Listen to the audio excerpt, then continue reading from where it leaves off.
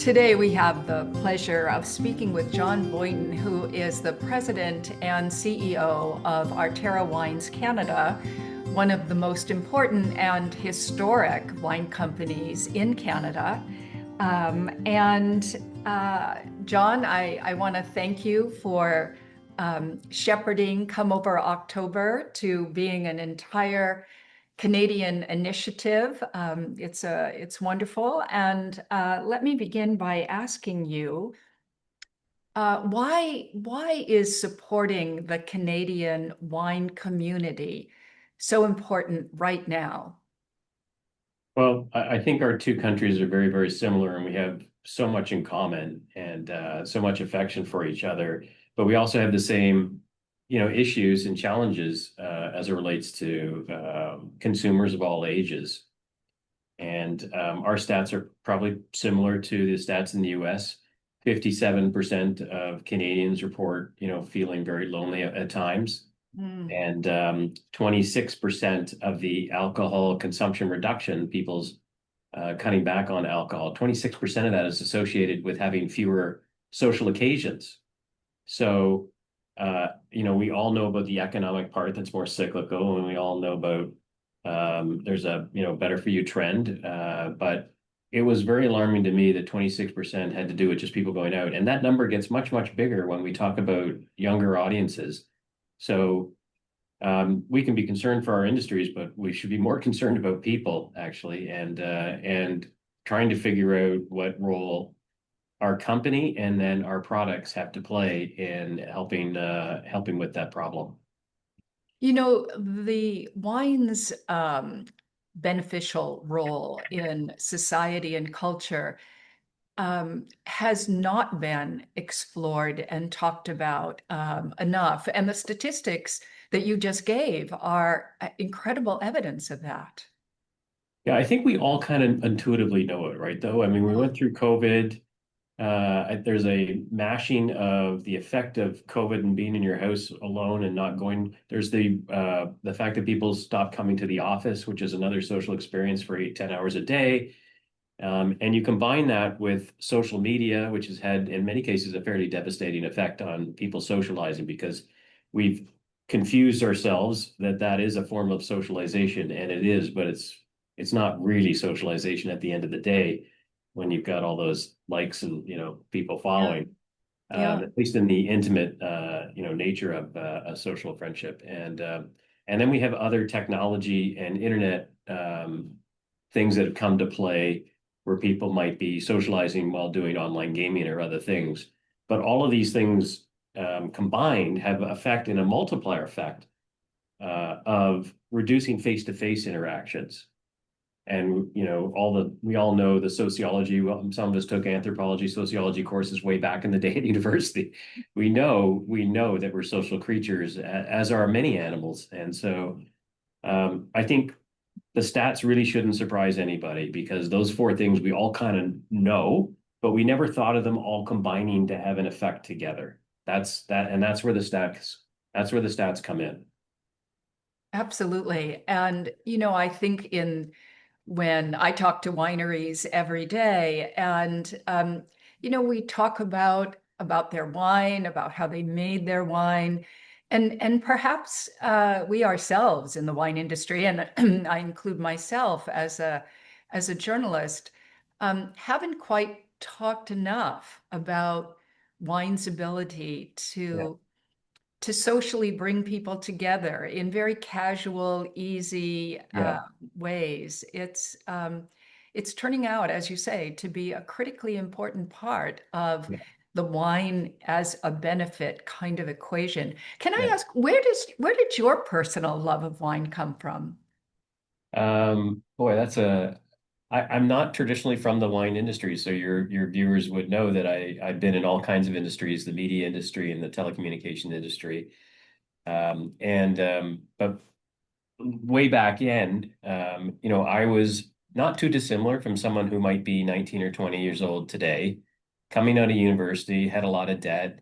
My first car loan was 18%. So I was rubbing nickels together, and I went out and bought a winemaking kit because I could not afford to buy wine at the retail store. And okay, maybe it wasn't, a $90 bottle of wine, but it was pretty good for, someone my age. And it got me interested in different kinds of varietals I tested. And so by the time I, get promoted a little bit and have a bit more money and a little more stable and not starving to death, um, I had formed this love of wine because I had actually gone and made it in a very kind of, micro way. Yeah. And so from there, when you're not making it yourself and you can buy a bottle off the shelf, whether it's a $10 bottle or a $50 bottle, your curiosity and your knowledge about how it gets made translates into trial and trial and trial and trial. So I just, over decades, tried so many different bottles of wine. And I'm not someone that generally buys the same bottle of wine. I love always trying something new. That is so refreshing to hear. I mean, not that you were so poor, but the idea that, I'm aware of studies that say that people are overwhelmed by the sheer number of choices Sure, when they go into a wine store. sure. But I've never really felt that way. I felt like the kid in the candy store. Oh, I've never even heard of this. Let me try it. Now, Yeah. admittedly, like you too, I didn't make my own wine, but I did start with 89-cent wines, Yeah. which back in my day were probably the equivalent of, I don't know, $7 or $8 wine. So I was certainly on the Yeah. bottom rung of the shelf. Yeah. But I loved the idea that you could that you had so many choices. Yeah, I think, and it's also somewhat income dependent too, because when you don't have a lot of money, you're a little more careful. So you want to Sure. buy something at least you have some knowledge of.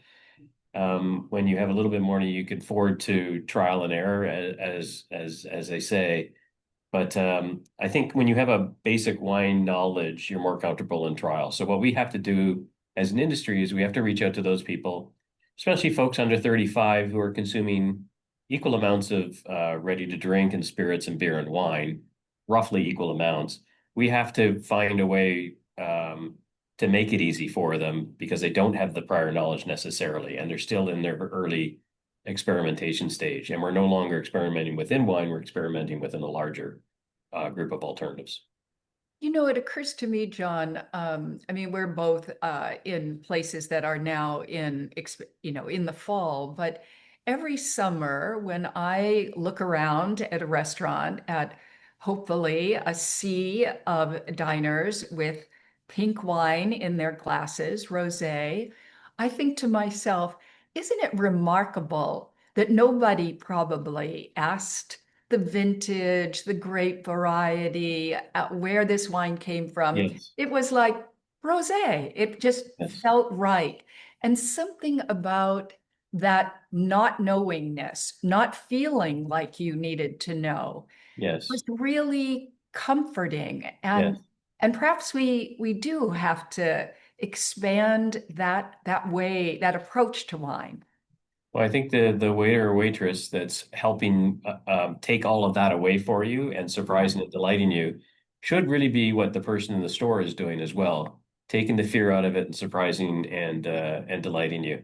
But I also think when we're together in a restaurant, that's a very different occasion than when you're by yourself, all you're That's lonesome true. down the aisle. And something I think happens different when we're together as people. Mm, And again, I think a related topic is I think when people are together with wine, we're probably less likely to be distracted by other things than when we're just together or individually. So one of the things I like about Come Over October, for example, is that it's not just encouraging people to get together, it's encouraging them to get together face to face, of course, but it's encouraging them to get together face to face and put away the electronics. yeah. And it's really hard to do that. And when you go into a restaurant and yeah, maybe they have their rosé and that's kind of a nice surprise and delight, but they're still on their phones, aren't they? Mm, And mm. so I think there's a broader halo effect of Come Over October about the quality of time we're spending together. And I think it's gone downhill quite dramatically. And Yeah. you and I and everybody else listening to this has been to a restaurant where there's two people at a table and they're both on their phones and they're not talking, or a group of people, 5 to 7, and they're still not talking. And the only time they're talking is when they're showing something on their phone to each other. I know. There's something that feels so categorically sad, actually, about that, right? There is, and I think Come Over October has two kind of ripple effects. One is about people being together, and the other is about quality time together. Even if it's not at a home, if it's in a restaurant or somewhere else. I'm really looking forward to whether we can put a dent in both of those. Yes, there is a new book out called Social by a PhD who's Uh, a scientist whose name I'm not going to be able to remember now, but he makes this very interesting point that about how the brain is hardwired to be social, that it hmm, was part of our, most ancient evolution as yeah, human beings. And he gives us the example that when you give someone a task to do, they do the task and their brain is focused on the task. uh, When you take someone and remove all tasks, have that person do nothing, the uh, brain immediately begins to think about people, uh, people that you know, uh. people that you work with, just will have random images and thoughts about people. And he said that is by design, not by Hmm. happenstance. We are hardwired, our brains are hardwired to be together. I totally buy that. It's funny. I was just talking to my wife last night, and we were talking about what do we think about, in the car or whatever. Yeah. I said, I think about work. It's unfortunate that was the first thing I said. And she said, well, when you're not thinking about work, what do you think about? Well, I think about my wife. I think about my kids. I think about my extended family. I think about my friends. And Yeah. you're right. Once the tasks of the work stuff is out of the way, that's what occupies my brain. So yeah, that makes a lot of sense to me. Yeah. Let's talk about Canadian wine for just a second, Sure. because I remember the very first time I wrote about Canadian wine in the Wine Bible, and I thought, okay, it's a small place. I mean, from a wine perspective. Um, And I didn't know very much about Canadian wine. So I came and visited several times. And I must say, I was knocked out by the Yeah. quality. Yeah. I mean, Canada has a wine story that Yeah. I think the world doesn't still quite realize. Yeah, yeah, we're getting there. I mean, one of my brands in Enniskillen is a top 50 global brand. And so people will have a first experience with Canada and that brand. But unfortunately, it's only with ice wine, which we're the largest, producer of ice wine and exporter of ice wine in the world. But there's some really interesting climates and terroir in Canada that people would be very surprised. In the Niagara region, which is right, adjacent to the Great Lakes, and it's in a area that has a huge bluff, just on the other side of it, and then you got the lake and the river, and the falls, of course, and but that creates this little microclimate of weather, and the soil, is very different in different parts of that, just like it would be in many other countries. And we started off with a lot of whites, and now we're really producing some pretty amazing reds as well. That's different, just like in the United States, different places. It's different than in interior British Columbia, which is called the Okanagan Valley. And the Okanagan Valley is a dry, arid desert. Now, I know people are saying Canada has a dry, arid desert. Yes, we do. We do. And that surprises people. And that goes all the way down, of course, into Washington. And there are some amazing reds that are getting produced in the Okanagan Valley. Whites as well, but amazing reds. The other thing that I think is really going to start to come on to the global scene is we're a cool, wet climate, of course, and we make a very, very good sparkling wine. And I think we've seen some of the other cool, wet climates see some success, like in England, where they're planting a lot of vines for sparkling, and so are we. And I think that volume is just starting to come through now, and we look forward to adding, sparkling wine and white wines to the ice wine portfolio that we sell globally. But it's more of an educational thing, and we're working hard now through our distributors and even duty-free shops about explaining cool, wet climates, and what that means to what kind of wine that we can produce and sell very, very well. Yes. I mean, I think, the wines, once you taste them, the wines speak for themselves. And I was speaking about dry table wines, Yep. not so much about ice wine, although I know you are very famous for your ice wines, which are delicious. But I was thinking more about the Chardonnays, the Pinot Yes. Noirs, the Cabernet Francs, the Yes. Rieslings, Yeah. just stunning purity and Yes. freshness. Yeah. And that reminds me that one of the aspects of wine that maybe, again, we don't talk enough about is the idea of authenticity. You hear a lot of people say, I value authenticity. You hear a lot of whole Yes. demographic groups talk about that. And I'm sorry, RTDs, but I don't think you have a lock Yeah. on authenticity. Yeah. I think wine has Yeah. perhaps a lock on Yeah. authenticity. It's the closest you can get to growing something and putting it in a bottle and drinking it, really, at the end of the day in the alcohol industry. And the other thing is, it's really the only alcohol, bev alc industry that can truly say all the ingredients really are coming locally. It's not that we're buying hops from all over the place, or uh, Right. berries from different parts or whatever. Everything comes from our vines in that area and is bottled pretty close by and then sold, right away. So I think we are hyper local and we're authentic. We have some brands that are, anchored in, specific winemakers, and their authenticity around what they believe in, is really shows up in the bottle. We have some wines that are very authentic in the sense that they're made, within the sustainable vineyards and sustainable cellars, and so there's a certain what are we really doing as opposed to greenwashing or whatever. And then we have Right. some brands that are known for its farmer. I mean, we have a brand called Tom Gore, which is a huge brand for California wines in Canada that we make in California.